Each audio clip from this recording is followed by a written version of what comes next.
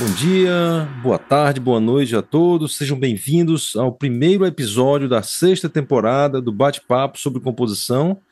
O Bate-Papo é um projeto de extensão do Departamento de Composição da Escola de Música da UFRJ, que visa dialogar com músicos sobre questões relativas ao mundo da composição musical.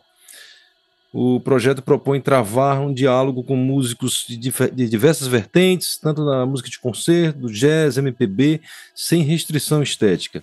Os vídeos dos bate-papos dos 5 anos anteriores, 2020 a 2024, e desta temporada 2025 estão disponíveis no nosso canal do YouTube.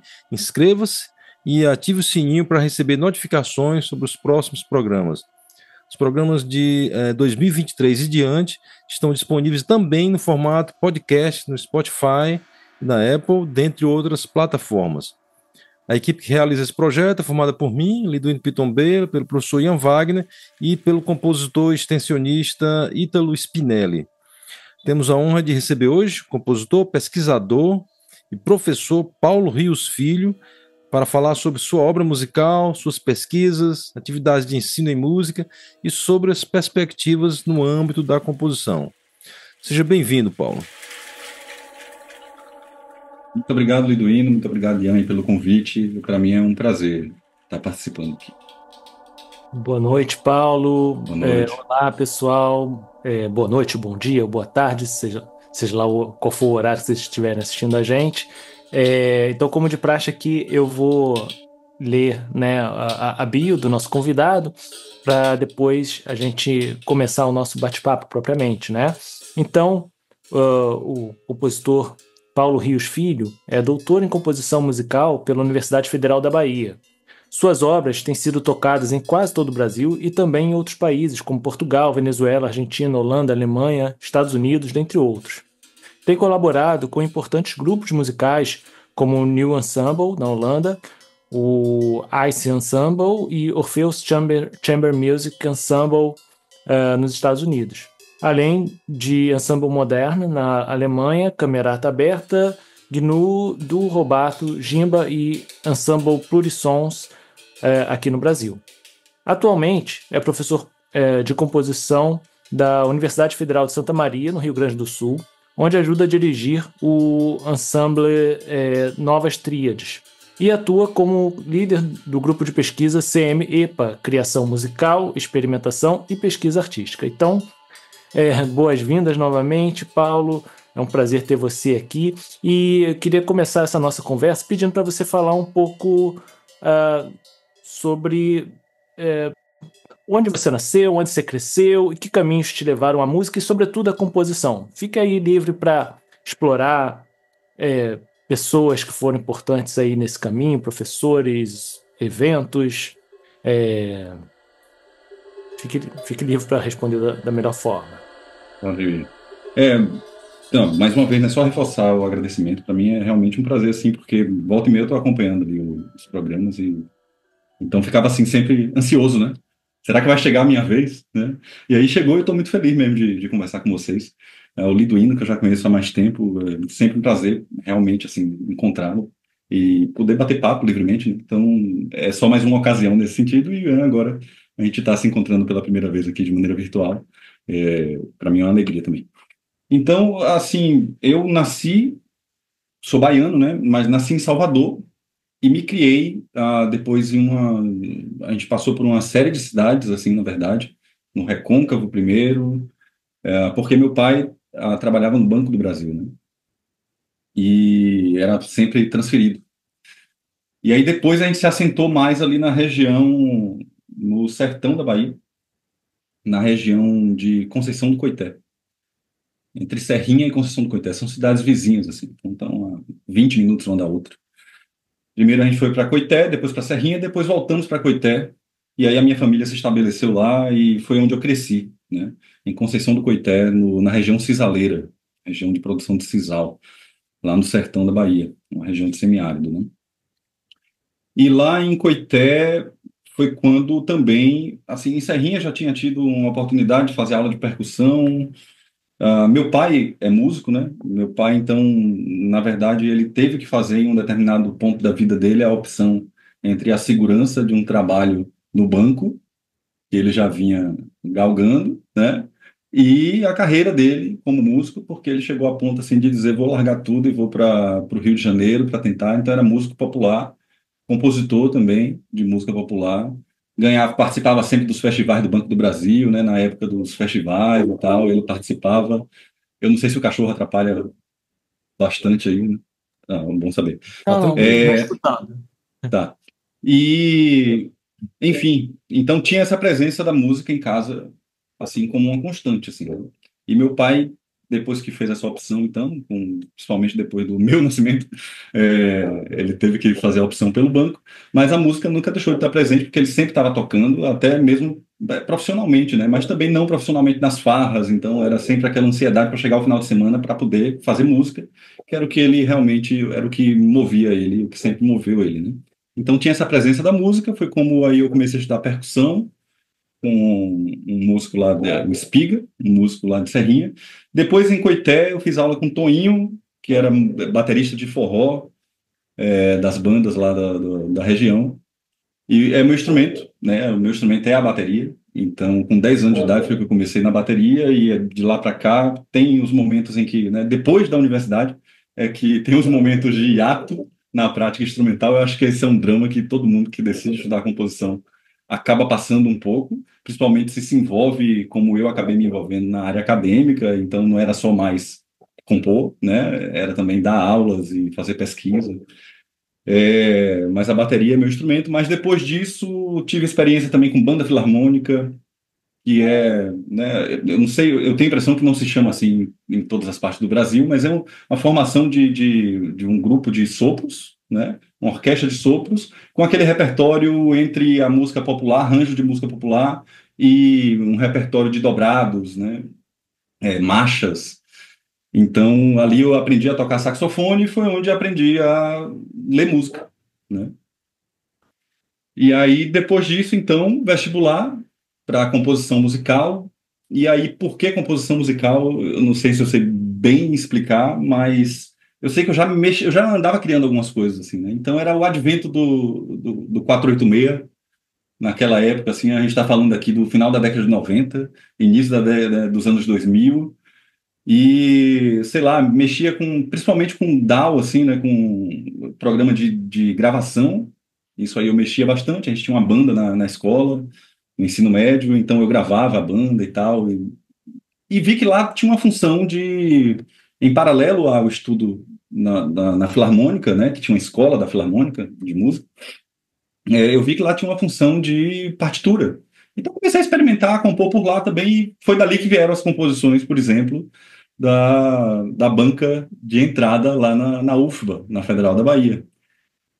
E na Federal da Bahia, então, eu comecei em 2003 a graduação e tive, assim, a imensa sorte. é, e quando eu falo isso, é de fato porque eu não sei qual teria sido o meu destino se não tivesse havido o choque que houve quando eu entrei em 2003, tendo como professor o Paulo Costa Lima. E quando eu uso a palavra choque, parece algo dramático, mas na verdade algo muito produtivo, né? Porque sempre há esse choque, né? E principalmente no nosso contexto e no contexto da Bahia, especialmente, muita gente vai estudar composição com uma ideia na cabeça e só lá descobre que tinha outra coisa esperando, né? Então eu como baterista eu tinha certeza que eu ia estudar composição para me transformar num produtor de banda de rock, entendeu? Ia trabalhar em estúdio como, talvez, no máximo, um arranjador, mas como produtor. Essa era a minha ideia, assim, né? E, é claro, aí eu imaginava assim, não, tá na escola de música, eu via a lista de instrumentos com os quais eu ia compartilhar disciplinas, né? Então eu imaginava, não, vai ter, claro, eu vou ter que ver coisas de música clássica também, né? O qual eu desconhecia completamente. Então, assim, não tinha conservatório na minha região, não tinha escola de música com a vertente voltada para música de concerto na minha região inteira, não tinha. Mesmo em Salvador, eu acho que era difícil, tinha os cursos de extensão da própria universidade, né? Mas eu não tinha acesso a isso, eu estava a 200 quilômetros de lá. Então, imaginava que ia haver algo, mas assim, aquilo que a gente imagina como música clássica, né? não fazia ideia que existia algo que era a música clássica feita por vivos. Eu não fazia ideia que assim, tinha gente viva compondo música de concerto, por exemplo. Mas não foi nem isso que me encontrou na primeira aula, né? Então eu lembro bem, assim, nas primeiras aulas com o Paulo Lima, que ele pegou uma coletânea que ele tinha de Vozes do Mundo, uma coletânea com 5 a 10 CDs, com manifestações vocais, musicais, vocais, de diversas partes do mundo. E a gente ouviu música do centro da África, da Oceania, e foi assim durante umas 3 semanas de aula, a gente mergulhando nesses discos, na aula de composição com o Paulo Costa Lima. Então essa foi a introdução ao mundo da composição, ou seja, fugia totalmente da minha expectativa natural, que era virar produtor de banda de rock, mas também da minha expectativa latente de, olha, talvez tenha que ver música clássica. Fugiu completamente. Para que na quarta semana ele viesse com, assim, sem emendar, com serialismo. E ensinou serialismo para a gente. Dodecafonismo, serialismo dodecafônico. Em paralelo a isso, a gente já estava analisando daqui a pouco a Terceira Sinfonia de Brahms. Então, assim, de fato foi um choque. Primeiro, em termos das minhas expectativas carregadas e com o que eu encontrei lá. Depois, era um choque que ele mesmo promovia, quase como um batismo daquela figura que ali agora passava a nascer naquela turma, que as aulas sempre foram coletivas na Bahia, não tinha um momento individual, eram turmas de composição. Então, aquela figura coletiva ali ia passar agora por um choque que é quase como um mergulho na água gelada para ver o que sai dali, né? Como é que essas cabeças vão sair dessa água gelada? E isso para mim foi assim fantástico, né? E aí já para aproveitar para falar de outras referências, então a primeira já está dada, quer dizer, já dei outras anteriores ao período da universidade, com meu pai e os professores ali de instrumento inicialmente, mas agora Paulo Lima. E eu lembro assim que aí as coisas começaram a fazer sentido para mim quando na aula de composição com Paulo Lima também ele colocou, ainda nesse primeiro ano de curso, ele colocou para a gente ouvir o Onissaurê, do Lindenberg Cardoso, que é uma composição orquestral para orquestra sinfônica, coro feminino, né? E ali, cara, ali eu disse assim, caramba, não é possível que exista algo assim. Eu não fazia ideia que existia algo assim. E não é só isso, assim, eu não concebia que era possível fazer música dessa forma, né? Então, Lindenberg, eu acho que é outra referência fundamental, assim, porque teve esse momento de descoberta, de fato, do que é que pode fazer a composição musical. E aí, claro, em seguida foi uma série de descobertas sobre esses nomes que integram isso que até o próprio Paulo Lima sugere chamar hoje, para além do grupo de compositores da Bahia, do movimento de composição na Bahia, né? Então, Ernest Wiedmer, e aí foi outro ponto de abertura de horizontes, assim. Mas também Fernando Cerqueira, Jean Maria Oliveira. Depois do Paulo Lima, a gente foi fazer aula com Fernando Burgos, que tinha uma abordagem já bem diferente, e isso também foi muito legal de ver naqueles 6 anos, que você ia passando entre várias mãos ali, né? Uma formação a várias mãos. E a do Burgos, enquanto Paulo Lima veio com... Dá para perceber aqui o tom do que foram aqueles 2 anos iniciais com Paulo Lima. E depois com Burgos era uma coisa assim bem de calma, senta aí na cadeira, vamos fazer aqui uma heterofonia. E dava um exemplo, levava 2 ou 3 exemplos de heterofonia, tanto no repertório quanto exemplos que ele compunha para ilustrar de uma maneira mais didática para a gente. E depois pedia, compõe uma heterofonia. E aí, nessa altura, eu já estava estudando trompa dentro da universidade, e aí levava a trompa e a gente tocava os próprios exercícios. Então, uma proposta, assim, bem diferente da de Paulo Lima. Depois, e aí já estou passando por todas essas referências, né? Depois o Wellington Gomes, depois Agnaldo Ribeiro. Então, foram esses nomes, assim, que marcaram minha formação.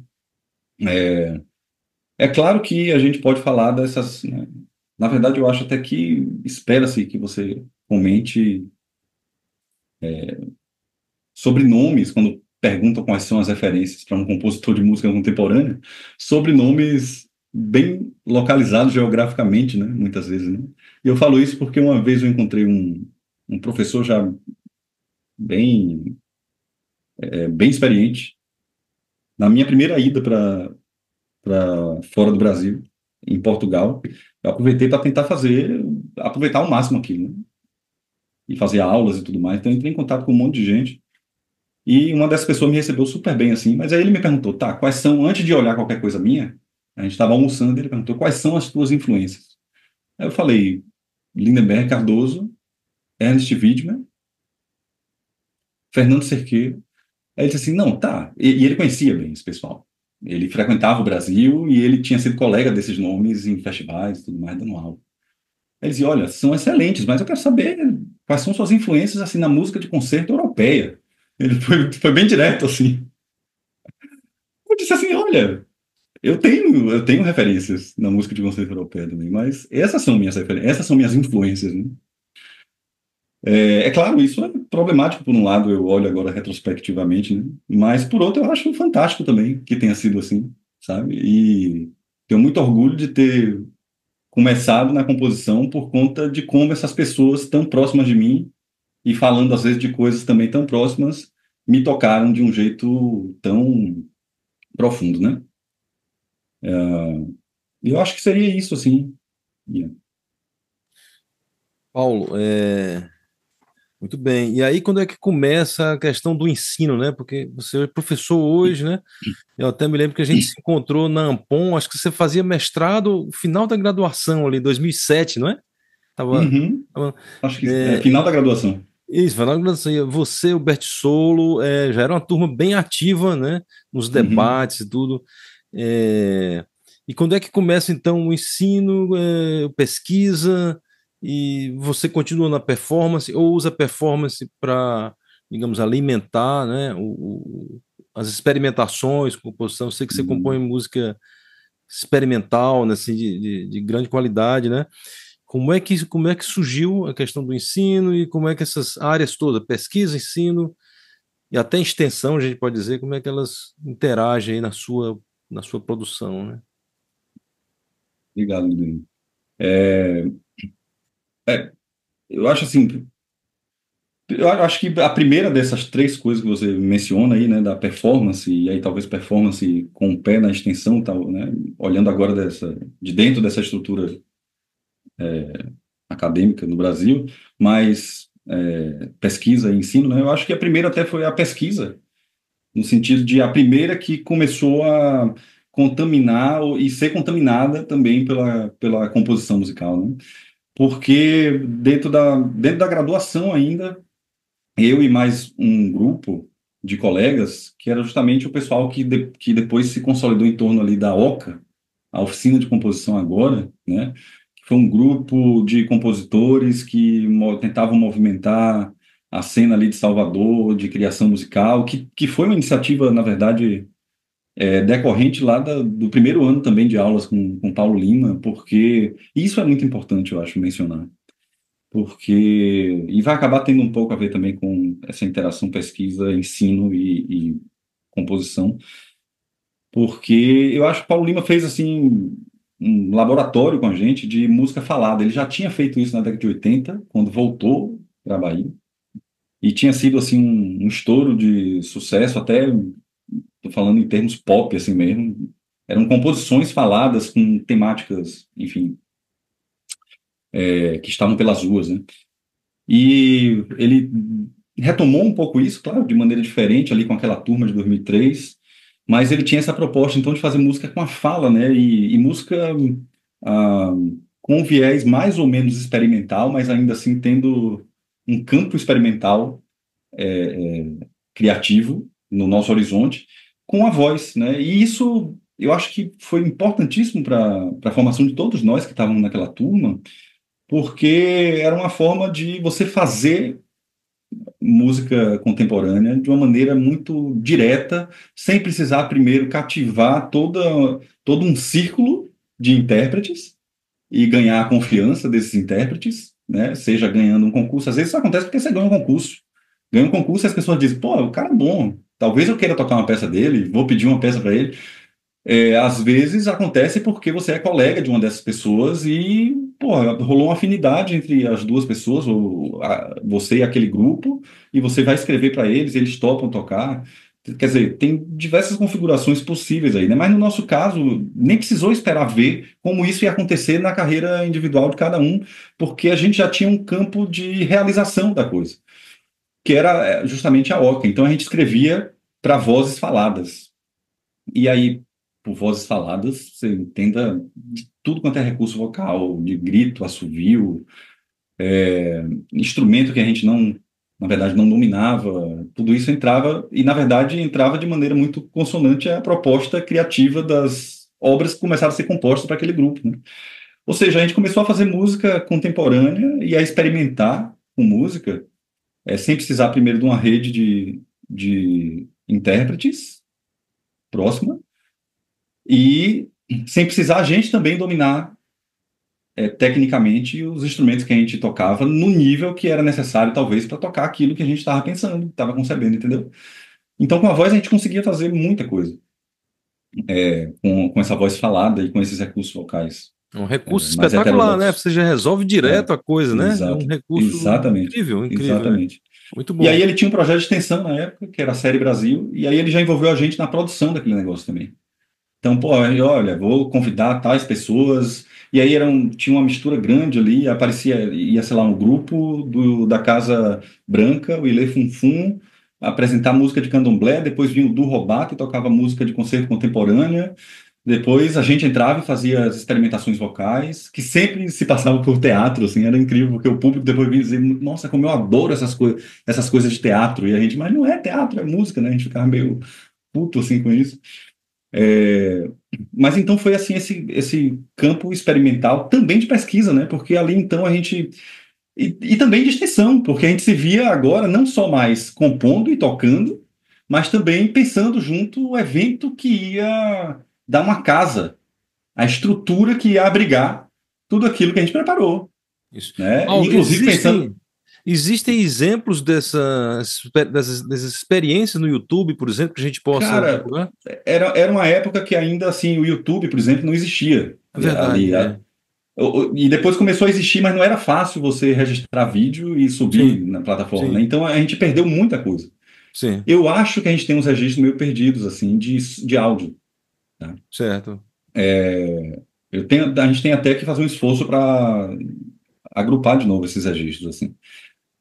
Mas o que acontece, então, é que a gente tinha que se preocupar, por exemplo, se ia aparecer público. Então a gente tinha que pensar na divulgação. Então, assim, foi uma escola, eu acho, integral, naquele primeiro e segundo ano ali, com a Oca, e depois a Oca se formalizou também por estímulo do Paulo, e olha, formaliza esse negócio.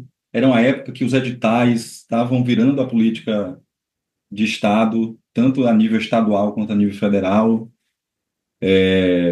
Então, ter uma personalidade jurídica e gerir uma personalidade jurídica era bom nesse contexto. E aí a gente criou uma associação civil sem fins lucrativos com a Oca, e então, assim, eu estou falando isso por quê? Porque a Oca depois criou esse braço que estava meio dentro e meio fora da universidade. Mas, em paralelo a isso, esse mesmo grupo começou a se interessar por pesquisa, né? E aí eu lembro que a gente foi lá, bateu na porta do Paulo. Paulo, a gente sabe que tu trabalha com pesquisa e a gente queria ser bolsista de iniciação científica. E aí ele, não, beleza. E aí escreveu o projeto e tal, e ali a gente começou. E até o final da graduação, eu acho que a gente estava trabalhando com iniciação científica, então começamos a ter experiência de ter que, principalmente, uma abordagem de analisar obras e identificar estratégias composicionais, e não chegava naquele ponto ainda, dentro da estrutura da pesquisa, tentar replicar aquelas mesmas estratégias, mas isso a gente acabava fazendo, entendeu? Então as coisas se contaminavam mesmo, já desde ali. E com a pesquisa, então, começou.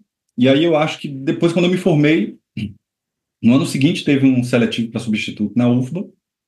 Aí eu fiz a seleção, né, pública, entrei como professor substituto, fiquei 2 anos lá. Um desses anos eu tive a chance de ensinar composição, né? Nos outros anos foi harmonia, um monte de coisa, até canto coral, sei lá, tem umas coisas assim, nada a ver. Eu acabei, né, vida de professor substituto, e depois, não, apareceu a disciplina de composição e delegaram para mim, e ali foi uma baita experiência também.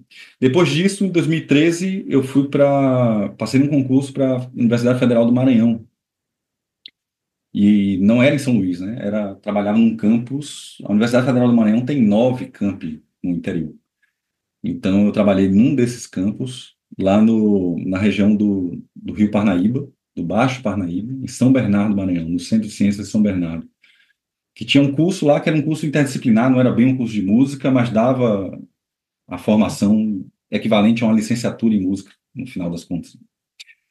E foi uma baita experiência também, eu passei 7 anos lá. E lá a pesquisa deu, assim, não, eu não vou dizer que ficou um pouco em segundo plano, pela primeira vez, porque aí eu estava vindo do mestrado, estava no meio do doutorado quando fui para lá. Então eu estava tendo que concluir o doutorado. Então a pesquisa, na verdade, estava assim, disputando pau a pau com o ensino, que eu também não deixei, não me afastei naquele período, não, para terminar o doutorado. E terminei o doutorado, e aí depois é que eu senti um pouco de dificuldade de alinhar a pesquisa com o curso de licenciatura, ou seja, o que o curso de licenciatura demandava em termos de pesquisa, e o que de fato eu vinha fazendo de pesquisa até então. E, e aí foquei um pouco mais na extensão, que também era super necessário, assim, colocar muito esforço lá na região. E depois disso, em 2020, vim para onde eu estou hoje, que é aqui em Santa Maria, na UFSM, Universidade Federal de Santa Maria. Aí aqui sim, como professor de composição, é que eu pude retomar, e foi aí que eu criei esse grupo de pesquisa, criação musical, experimentação e pesquisa artística. E dentro do grupo, tem sempre estudantes participando também, e dentro do grupo, aí finalmente, de 2020 para cá, eu pude retomar a pesquisa com esse sentido de algo que, na verdade, eu acredito, anda lado a lado com a produção composicional, pelo menos para quem está dentro da oportunidade de formalizar isso dessa maneira, né? Então, não precisa estar. Mas, enquanto professor da universidade, que precisa formalizar um projeto de pesquisa, eu não vejo outra maneira disso ser feito em termos de composição. É claro, eu poderia ser um compositor e professor de composição que vou pesquisar teoria, vou pesquisar musicologia, sabe? Mas eu sinto que assim há um chamado e uma missão que é a de tentar pensar mesmo o que é essa área de composição. E para pensar o que é a área de composição, a gente tem que pensar com música também, né? A gente tem que pensar com criação, né? Então o esforço tem sido um pouco nesse sentido, né? E aí essa experimentação que está no nome do grupo não necessariamente é equivalente ou não necessariamente implica numa música que, de acordo com determinados critérios, seja classificada como experimental, mas sim do âmbito da pesquisa poder ser um âmbito de laboratório de criação, né? De laboratório de criação. Para que, de fato, haja essa contaminação cruzada, né? Da composição para a pesquisa, da pesquisa para a composição. Então, assim, e o ensino, né? E aí, mais uma vez também, claro, lá na Federal do Maranhão, eu estava trabalhando com disciplinas de criação musical, e tinha um outro contexto, um outro... Mas logo eu estava ofertando também optativas de composição, e aí começou a formar um grupinho também que estava... Teve um deles que depois participou em 2019 da Bienal, Francisco da Silva. Então, estava podendo fazer um trabalho de composição também lá, em termos de ensino. Mas aqui, aí, quer dizer, eu passei aqui para ser professor de composição, tenho um curso de composição. É claro que isso agora se resolve também de maneira mais fácil dentro de mim, assim, não tem tantos dilemas quanto tinha antes trabalhando no curso de licenciatura, em que a composição entrava muito mais como um parceiro de área para viabilizar um enriquecimento da experiência de aprendizagem daqueles alunos lá, entendeu? E de como eles depois iam atuar na educação básica, em projetos. Então, aqui não é a formação do artista, né? Então, assim, o diálogo é total, assim.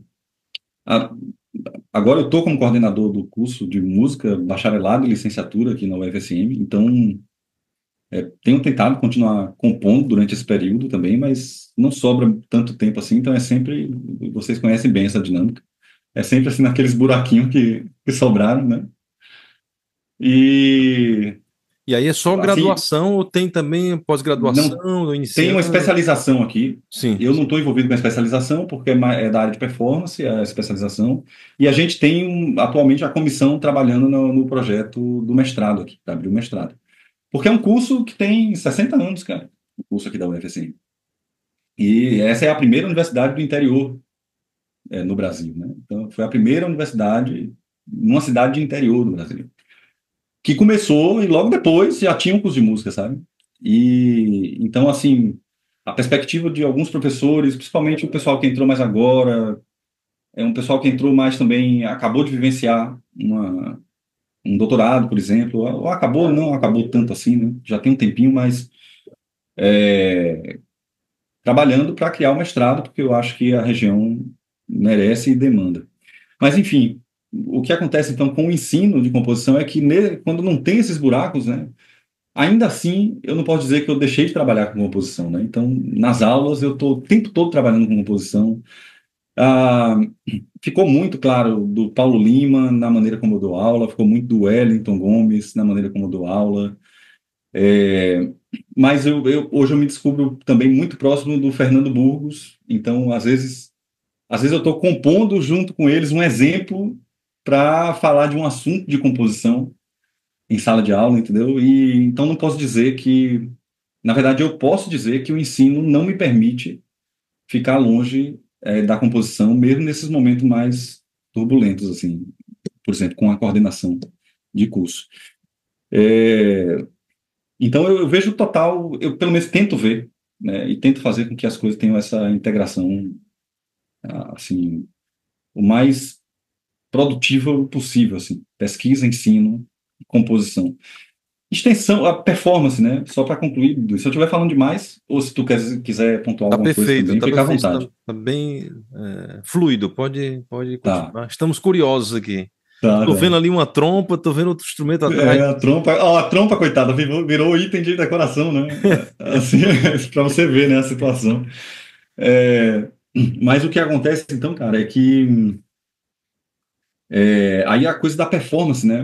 Na verdade, assim, eu já tive algumas oportunidades, principalmente lá no Maranhão, em que eu peguei a bateria para fazer música com viés mais experimental, ou música que a gente chamaria de contemporânea, com os alunos e tal. Mas não sou baterista como uma pessoa que tem formação em percussão e toca bateria e vai lá fazer um concerto com a bateria, entendeu? Não acho que minhas capacidades técnicas é, respondem bem a isso, não. Mas é de música popular mesmo, né? Foi de onde eu vim, assim, com a bateria. E aonde me mantenho quando volto a tocar, assim, geralmente é tocando. Então tinha o Alex Pochá. O Alex Pochá tem uma banda de rock e durante meus anos lá em Salvador, eu estava tocando junto com o Alex, então é nesse ambiente. Mas eu posso dizer que, claro, além de me envolver nas performances como compositor, que isso a gente faz sempre, né? E a maneira como isso, na verdade, molda o que você acaba construindo para si, né, de ideia de inventor de música, é assim, eu não sei se eu consigo nem elaborar, na verdade, em palavras, porque tem tantos níveis de, de influência, né? Quando você sai do ensaio, por exemplo, né? E às vezes eu converso com os meus alunos na UFSM sobre, às vezes, o pessoal que entrou agora, né, e nunca teve uma peça tocada, ou aqueles que vão ter a primeira experiência, né? E eu tento, em vão, prepará-los, assim, para o que é aquela experiência, né? De você participar de um primeiro ensaio, né? E principalmente de um primeiro ensaio, de uma primeira peça, ou das primeiras peças. Eu acho que, das vezes que eu me apresentei como performer, eu acho que o nervosismo é muito maior quando você está ali, como compositor acompanhando um ensaio, né? Mas, enfim, voltando então, que o outro lado dessa experiência da performance, não somente como compositor, é como regente, né? Mas, mais uma vez, assim, na verdade, como regente, eu sou, assim, um tapa-buraco, entendeu? Em termos de performer mesmo, né? Assim, eu não sou um performer. A minha atuação como regente, na verdade, eu enxergo muito mais como ah, alguém que vai tentar viabilizar, no espírito ainda da OCA, lá no início da graduação, tentar viabilizar um contexto saudável para que as músicas feitas hoje em dia aconteçam. Então, como regente, é muito mais a cabeça de, olha, vamos juntar aqui um pessoal para fazer música contemporânea, e, se for preciso, eu rejo. Se for preciso, eu ajudo com essa parte, sim. E aí, claro, me dedico e acho que não, também não dá para passar vergonha, mas não é que eu seja regente, entendeu? Mas também é muito transformador, sempre que eu tenho uma experiência nova como regente. É aterrorizante para mim, sempre, quando eu tenho que estudar uma nova peça. No sentido de que é empolgante descobrir aquela nova peça, mas é sempre aterrorizante por causa dessa. Tem uma certa sombra de síndrome do impostor, assim, dizendo você não é regente, né? É tipo aquele o anjinho e o diabinho, né? E aí o anjinho diz, cara, é preciso, você precisa estar lá fazendo isso, e o diabinho vem assim e diz, você não é regente, que você quer se metendo aí. Agora com Novas Trilhas, por exemplo, pô, todos colegas de departamento, tem também alunos do curso, ex-alunas participando do Ensemble Novas Tríades aqui na UFSM, mas a maioria é colegas de departamento e pessoas, assim, fantásticas no que diz respeito à performance, ao seu instrumento, entendeu? E eu me metendo lá como regente, então o Anjinho e o Diabinho entram numa disputa braba ali, mas o Anjinho vence no sentido de que, olha, eu acho que eu tenho algum talento em reunir as pessoas e fazer com que elas tenham vontade de participar daquilo.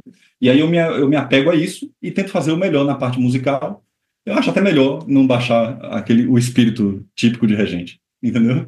É melhor que o diabinho continue lá dizendo que eu não sei o regente, porque aí eu me dedico o máximo possível na parte da regência para ajudá-los, sem encarnar o personagem típico, E as ou pelo peças, menos o que costumava ser, né? e as peças do grupo são sempre peças originais ou você rege, por exemplo, Webern, repertório, como é que...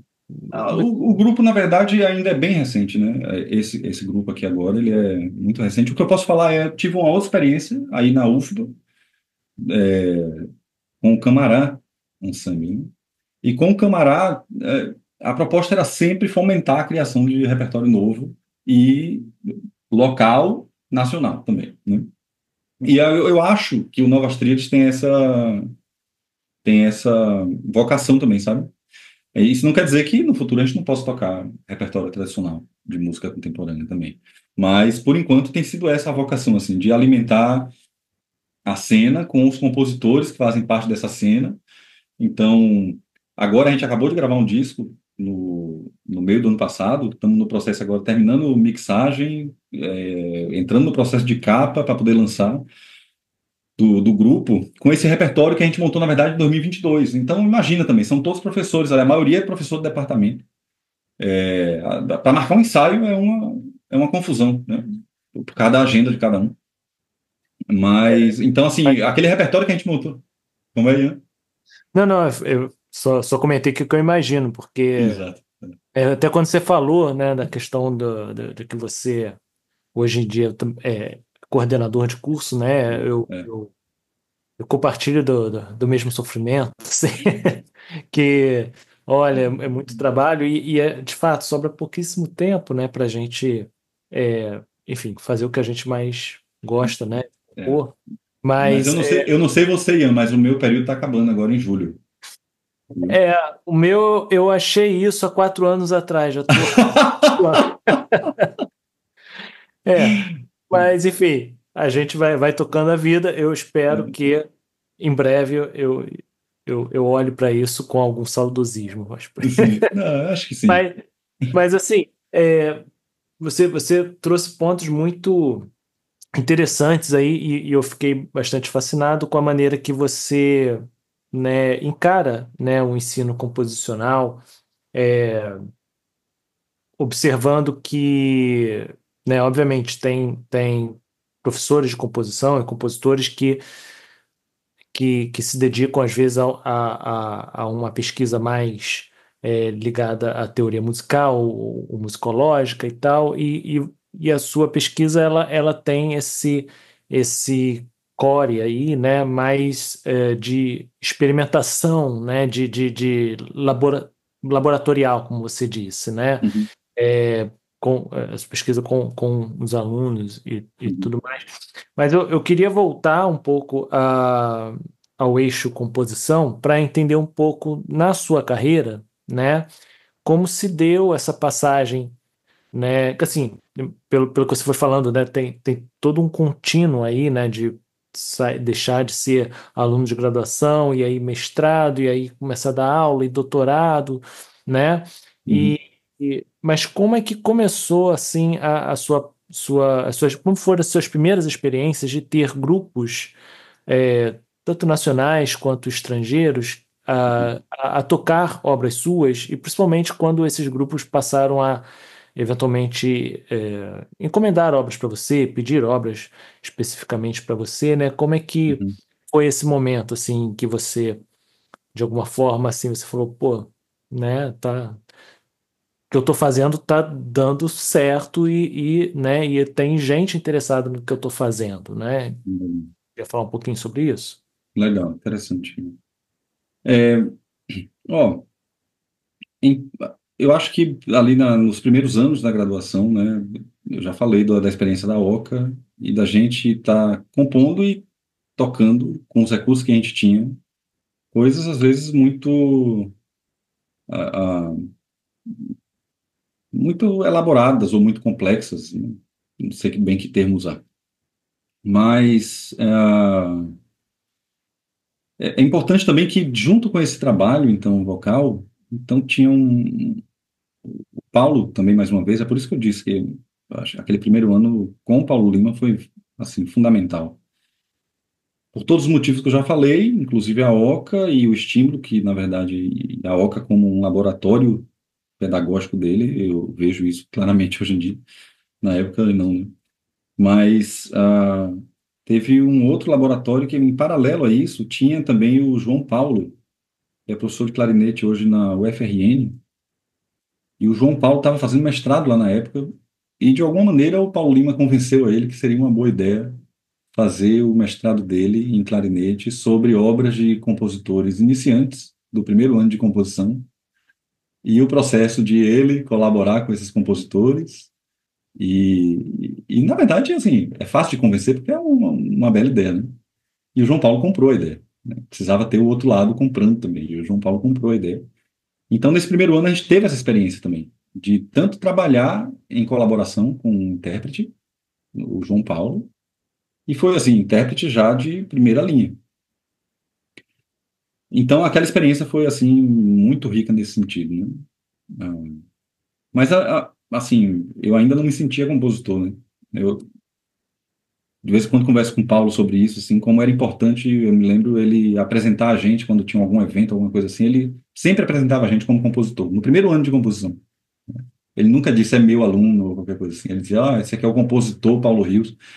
É quase como se houvesse um processo de convencimento daquele, daquele noob ali, né, de que, na verdade, ele já está sendo compositor, né, porque o estudante, com essa figura do estudante compositor, não deixa de ser a figura de um compositor, né? Já está compondo, a gente aprende a compor assim.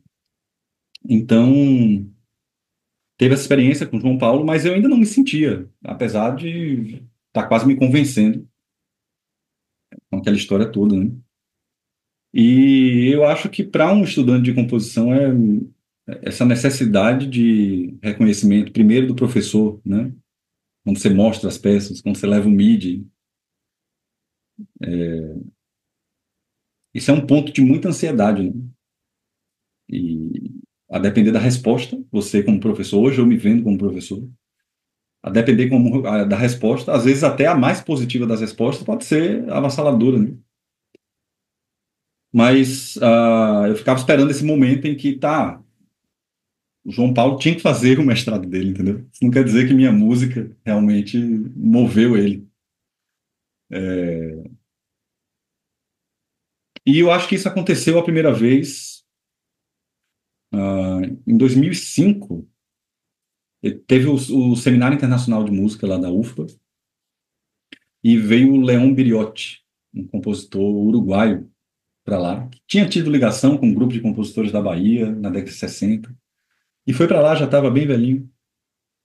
E foi o Quinteto Villa-Lobos, era um dos convidados, e o Leon Biriotti foi lá e brigou com a coordenação do seminário, que era para o Quinteto Villa-Lobos ler peças que a gente ou ia compor lá durante o período, ou que a gente já tivesse dentro da formação, né? E aí, tá, ele conseguiu. E armou lá, quem não tinha nada para formação compôs ali durante a semana. E eu, por coincidência, tinha uma peça para Quinteto de Sopros, que tinha feito com o Burgos, com o Fernando Burgos, na disciplina de composição. E aí tinha aquela coisa também, né?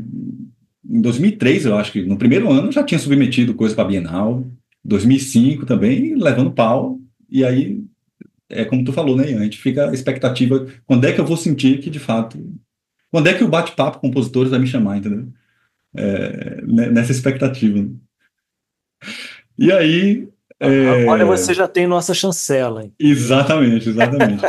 Vou botar no currículo, no Lattes, né? Para avaliação do curso que vai ter em junho.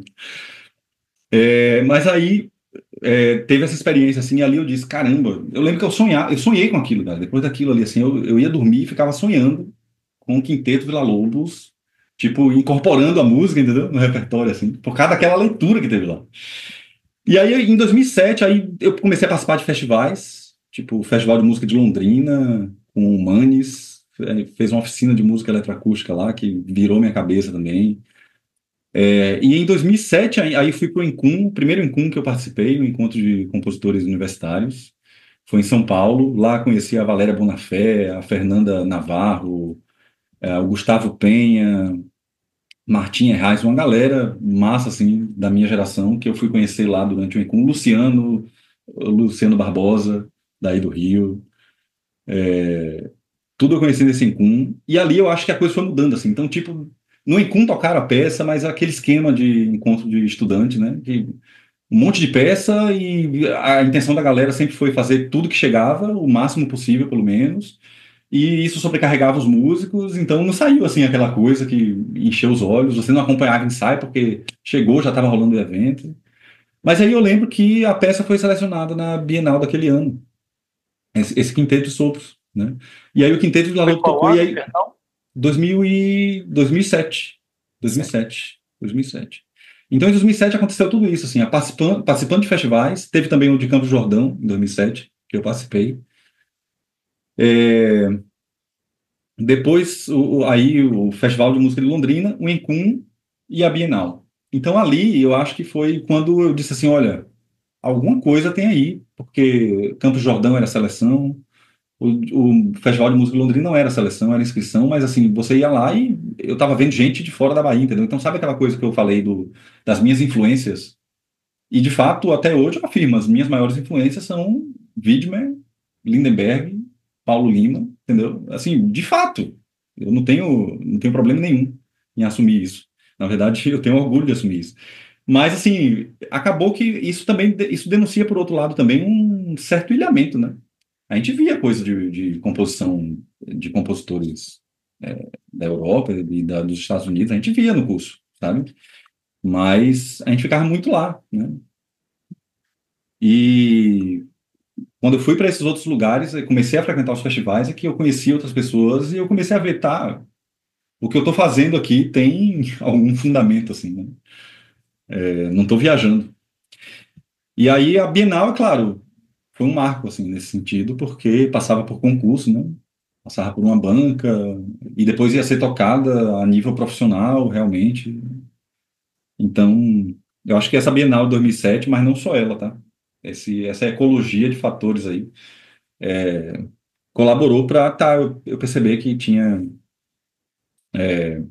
uma validade no que eu estava fazendo, assim, e ainda bem, porque era o penúltimo ano de curso, né? Então, eu fico pensando também se lá no início do curso de graduação teve aquele choque inicial, eu fico pensando também se eu tivesse terminado o curso sem essa experiência, né? e sem essa validação externa, que rumos eu teria tomado, ou que tipo de pessoa que compõe eu seria depois dali, né? E depois que você recebe aquele diploma e fica assim, e aí, agora, o que é que eu faço? Porque você não começa a compor diferente porque ganhou um diploma, né? Na verdade, é um contínuo, como você falou, né? Exato. E aí, Paulo, vendo esse cenário que você participou, como é que você vê hoje, é o quê? 2025, né? Então tem uns É. 18 anos aí, de 2007 para cá, né? Uhum, Como é que você vê perspectivas no campo da composição para o jovem uhum, compositor, para os seus alunos, né? Tanto no Brasil como na América uhum. Latina, né? Sim, Se quiser falar Bienal e outros eventos, né? Esses sim. a Tinta Fresca, É. Gramado, né?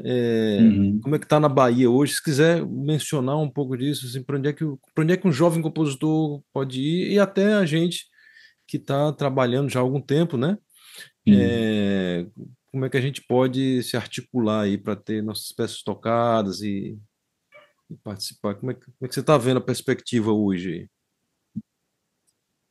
Liduíno, olha, eu acho que, assim, tu até comentou no meio da tua pergunta, né, de para onde é que um jovem compositor hoje poderia ir, por exemplo, para estudar, né? Eu acho, assim, que, na verdade, a gente tem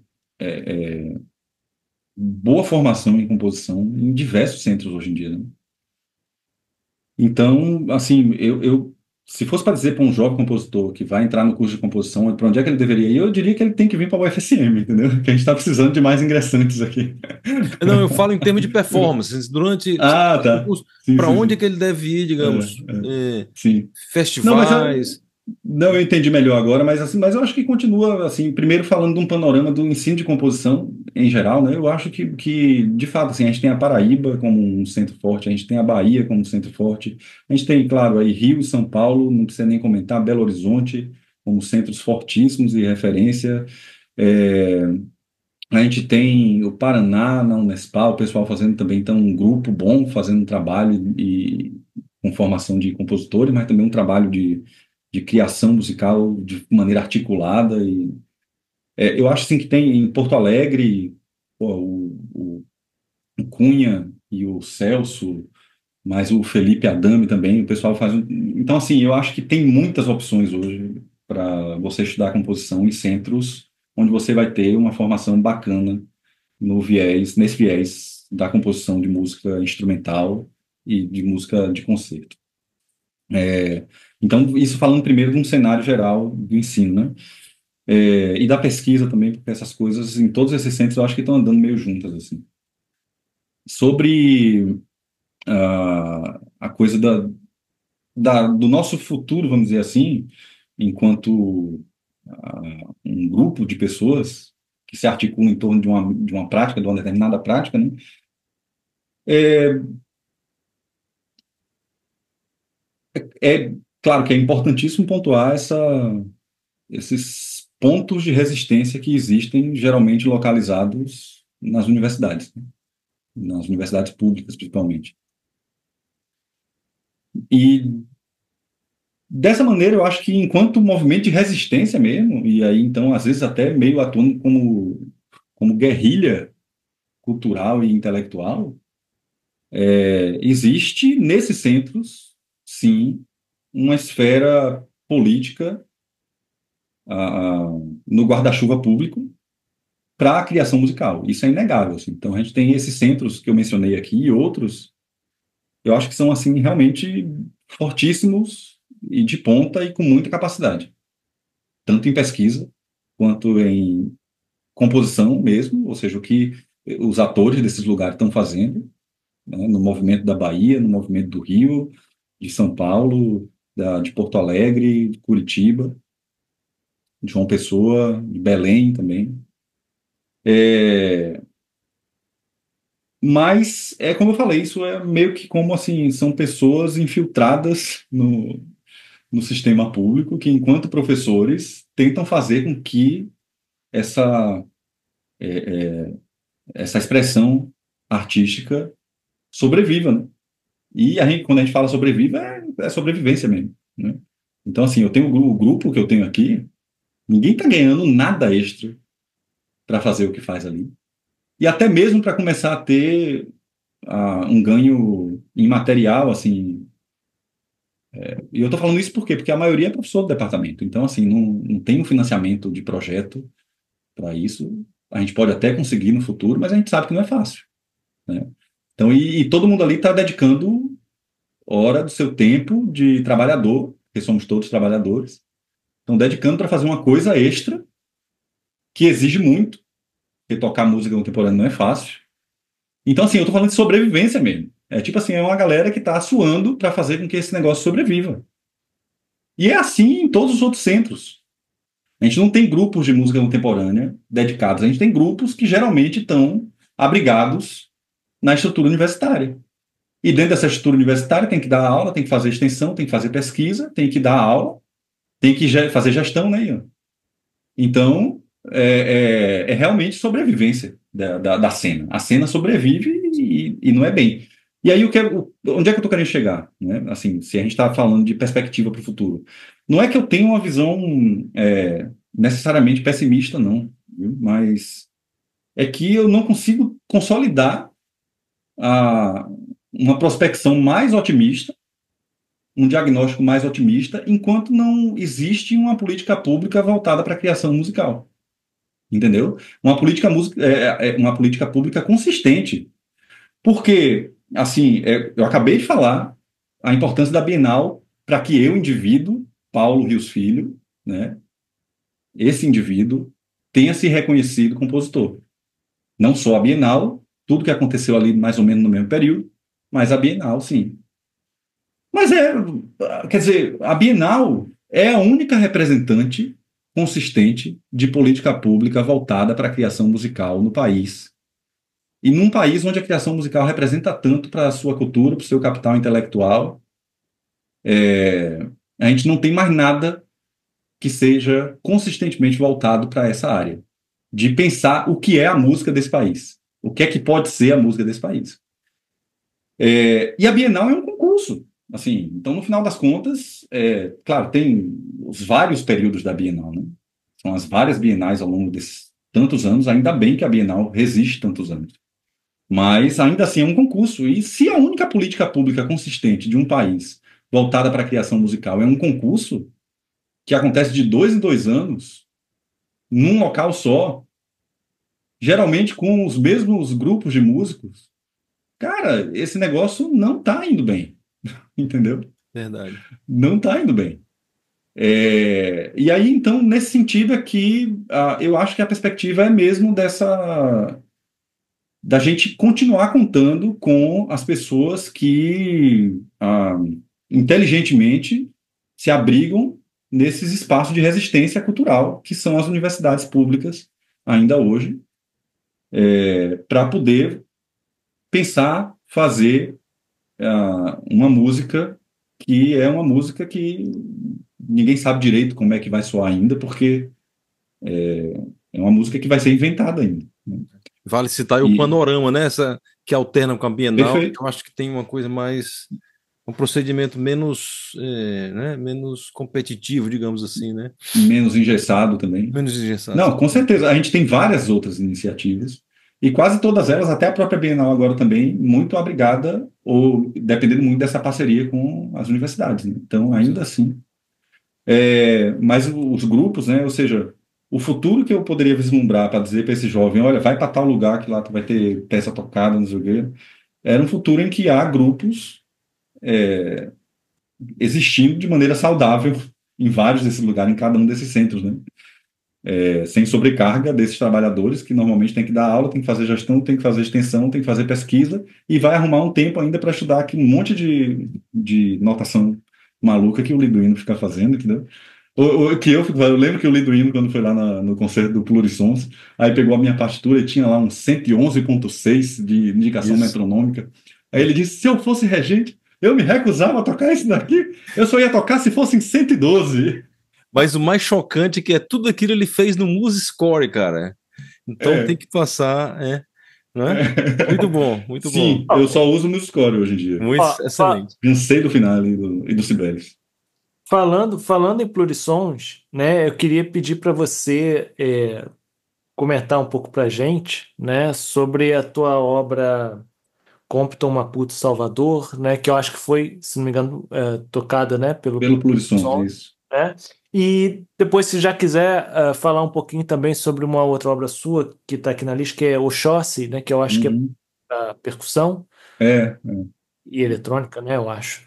é. E fica à vontade aí para falar sobre ela. Beleza, massa.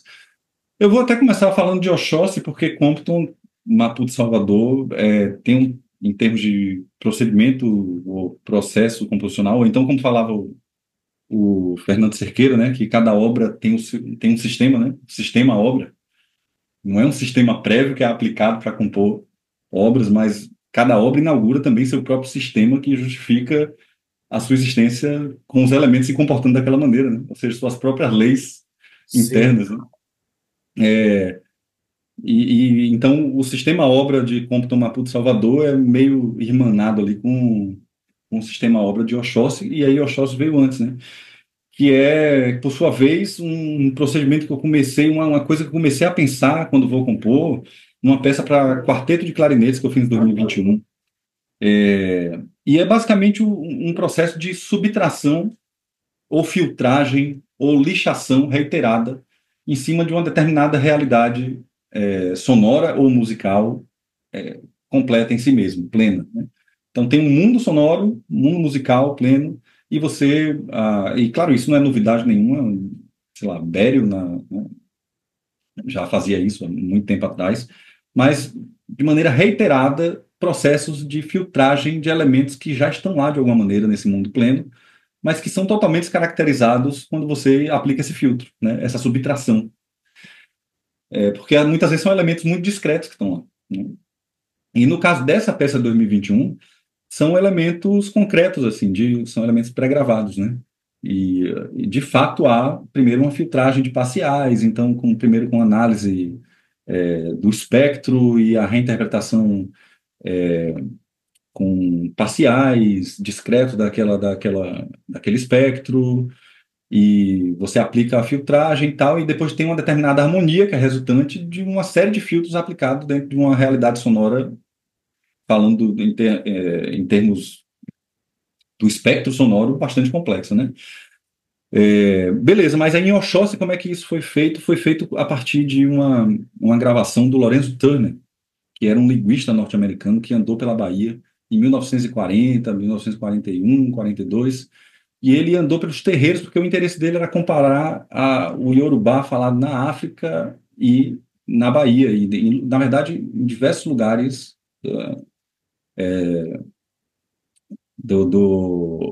onde houve migração forçada de povos africanos.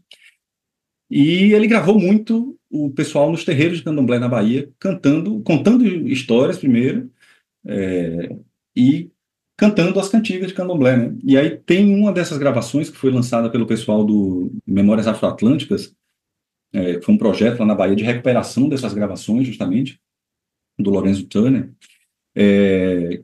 que era da mãe menininha do Gantuá, cantando junto com suas filhas de santo uma cantiga de Oxóssi.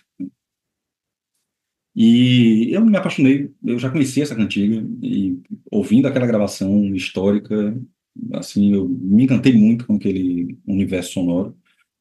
E foi daí que veio a Oxóssi, então, essa peça para percussão. E o procedimento de composição é percussão e eletrônica, né, e eletroacústica. Então, o processo de composição da eletrônica se dá a partir de uma série de procedimentos de filtragem ou de subtração, então, dessa realidade, desse mundo sonoro pleno, que era a gravação histórica.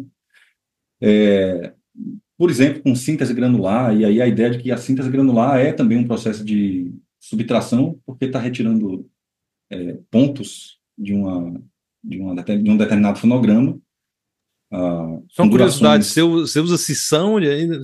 Como é que você faz? Não, não, não, não. Eu usei o Cecília para fazer essa parte da síntese. Aquele usa Csound no fundo, né? O Cecília, ele pega um pouquinho do Csound. Exatamente, Certo. exatamente. Isso, isso. Mas eu não fui lá na fonte, né? Então eu trabalhei já com essa outra interface Interface, do certo. Cecília, né? Que já tem módulos pré-programados, então você já lida de maneira visual e não com códigos e tudo mais para trabalhar com isso aí. Mas E o antes disso, Cecília, na verdade. o Cecília, ele é domínio público. Domínio público, software livre, Tá, software livre. Ele perfeito. foi descontinuado, na verdade, mas ainda roda, a gente consegue ainda fazer rodar, pelo menos no Windows ainda ele continua rodando. No Linux Certo. trabalhava com Linux antes e tive uns problemas das últimas vezes que eu tentei.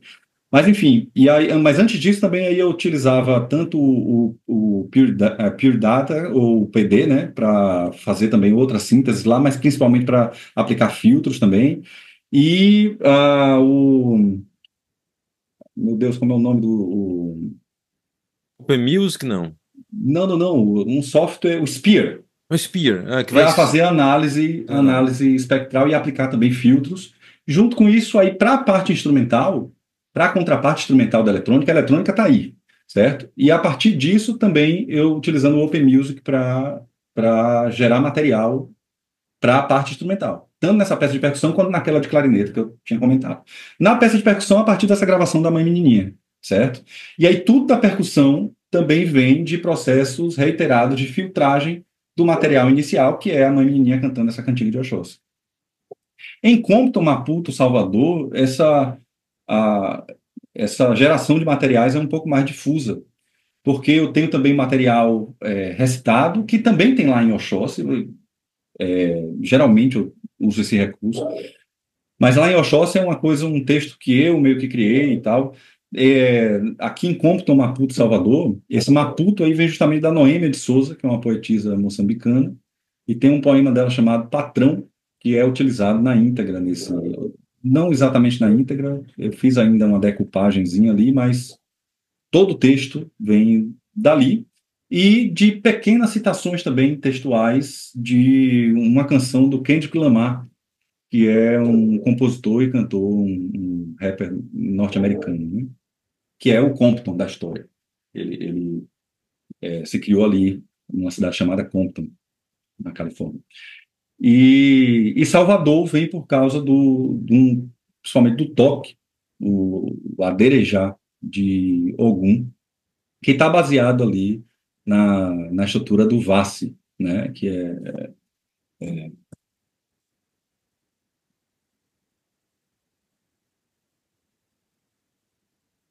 não sei se deu para ouvir o toque daí, mas essa é a estrutura de Vassi, que é a proporção de dois, não deu para ouvir daí, não? não, Não, porque não deu. O Zoom ele corta, Ele ele corta acha esse, que é ruído.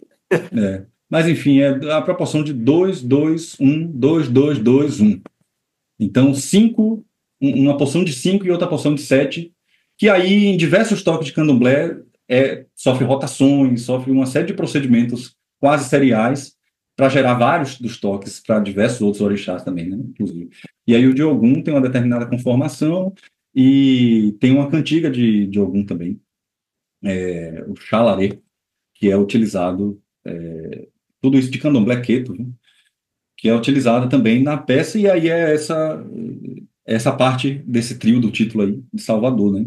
Então tá tudo isso lá nessa peça do Compton Maputo Salvador, uma canção do Kendrick Lamar, que é All Right, o poema Patrão, da Noêmia de Souza, e o toque e a cantiga de Ogum. E o procedimento em quase todos eles, principalmente no rap, na canção do Kendrick, mas também ritmicamente no toque de Ogum, esse tipo de processamento que eu descrevi aqui anteriormente, com filtragens reiteradas, depois a síntese notacional, vamos dizer assim, ou simbólica, né, melhor dizendo, disso no Open Music, que gera, na verdade, um material cru que vai, mais uma vez, ser filtrado pelos elementos musicais que vão se conformando na minha cabeça e na minha escuta, enquanto eu começo a compor e montar essa partitura, né, com esses elementos. Então, na verdade, esses elementos não são transpostos dessas ferramentas para a partitura, senão que, mais uma vez, filtrados para compor a textura final da peça, né? Então, é mais ou menos isso que eu acho que poderia falar. E aí tem sempre essa aproximação, a gente às vezes sente algo familiar do lado do Kendrick Lamar e diz, eu talvez conheça isso, e se eu não conheço, tem uma sonoridade aqui que não me parece tão distante do que eu escuto no dia a dia, mas e aí daqui a pouco aparece a rítmica do Ogum e mais uma vez a gente é puxado por aquilo, e por mais que eu não atribua isso àquela divindade, eu diga, peraí, que isso aqui parece algo que também está próximo de mim, e depois se distancia de novo. Então, a jogada expressiva e formal da música tem um pouco a ver com essas aproximações e distanciamentos daquilo que, no final das contas, era a referência primeira, da peça, né? É um pouco por Muito aí. bem, muito bem. Paulo, a gente está se aproximando aqui do final, Beleza. né? Uhum, Foi uma conversa excelente aí. Aspectos técnicos, aspectos estéticos, tudo, né? uhum. Vale a pena até uma continuação, ou você vir aqui dar uma oficina sobre essas obras, né? Ah, seria um Acho prazer. que é bem interessante, assim. Mas eu queria que você mandasse uma mensagem final para a nossa audiência aí, para os jovens compositores, né? Uhum. E eu já aqui aproveito e me despeço, né, de todos, né? Uhum. Até o próximo programa, né? E te agradecendo mais uma vez, se quiser enviar sua mensagem, Ian também, mandar uma mensagem final, né? Fique à vontade. Ian, você quer, então, falar antes?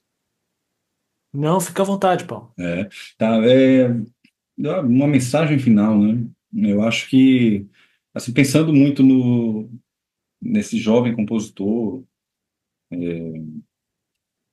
que para mim a realidade é muito traduzida ali como as pessoas que estão estudando composição ali na UFSM comigo, com o professor Alexandre Eisenberg, que é professor de composição aqui também, então a gente está sempre convivendo ali, todo mundo mais ou menos junto. É, o que eu penso para eles é assim, não, vocês que estão dentro desse lugar de resistência artística e cultural, no sentido de um lugar que faz e pensa essa música que ainda não existe, que a gente, sempre que a gente começa a pensá-la, a gente ainda não sabe direito como ela vai ser, que esse espírito possa, que vocês deixem esse espírito contaminar, né? Porque acontece às vezes da gente esperar que essa estrutura que já está lutando para sobreviver também nos ofereça sempre as coisas. E, na verdade, eu acho que a postura do aluno é essa postura do bom combate, do combate para fazer música, né?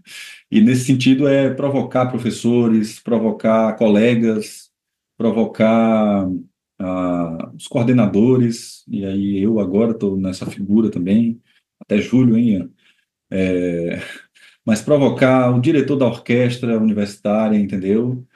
E provocar no sentido de procurá-los e dizer, olha, eu estou escrevendo essa música e gostaria que ela fosse tocada, ou então, principalmente os colegas, né? E envolver os colegas nisso daí, porque, é claro, tem a parte da universidade também, e aí a parte dos professores também, mas eu sinto que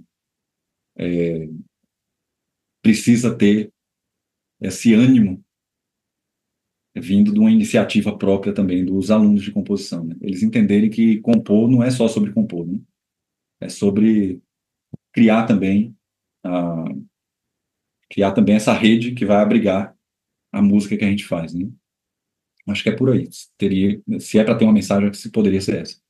Muito bom. Excelente, Paulo. Obrigado aí. Eu só me despedir aqui dos nossos ouvintes e mandar um abraço para todos e todas e a gente se vê, né, no próximo bate-papo. Nosso programa, né? E a mensagem é: você já Sim. compôs hoje, né? Os alunos fizeram, de tanto eu perguntar isso, eles pegaram minha foto e fizeram um meme, cara. Aí quando o cara começa a perder muito tempo, eles colam lá e lá, né? Você já compôs hoje? Muito bom, pessoal. Muito Até bom. o próximo bate-papo, e grande abraço a todos. Um abraço. Obrigado.